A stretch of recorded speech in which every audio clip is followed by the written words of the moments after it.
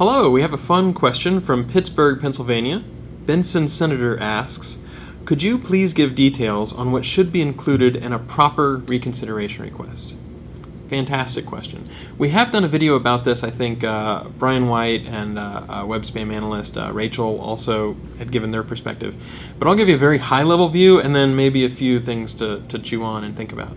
At a very high-level view, the goal of your reconsideration request is, number one, to tell Google you've stopped whatever violations of the quality guidelines were happening. Paid links, cloaking, scraping, doorways, whatever it was, you need to make a clear and compelling case that that has actually stopped. That behavior no longer is going on, and that you've cured that as much as possible. So if you were doing paid links, you've gotten as many of those links pulled down as you possibly can.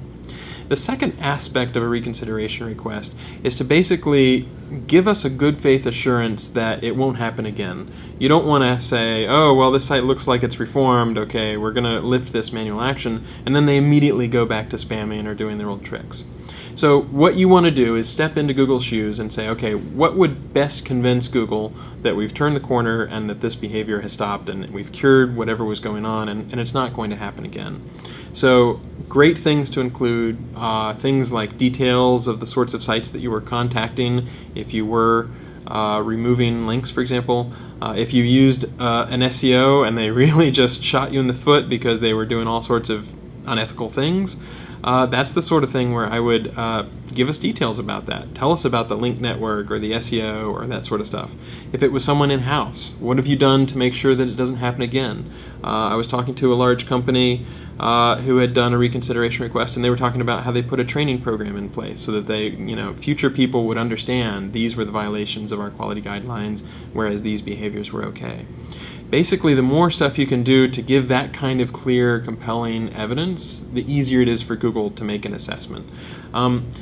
Ideally, it's best if you include as much information as possible actually within the reconsideration request. We tend to be a little bit leery of if you're inserting hyperlinks that go off to random places. If we can't know where they're going to go, then we have to think about, is someone going to try to give us malware or something like that. You can include links to a Google Doc or a Google spreadsheet if you want to show sites that you've contacted, because it is possible for us to view those sorts of docs without worrying about what sort of things might be included or revealing the identity of the person who is looking at the reconsideration request.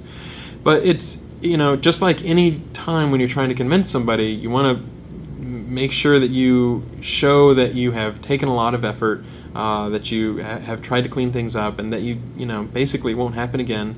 And the more we can suss out and try to assess whether you're now of that mindset where you're not just going to try to do another fly-by-night trick or whether things will lapse again, the easier it is for Google to say, okay, it looks like things are in pretty good shape, so let's go ahead and grant that reconsideration request.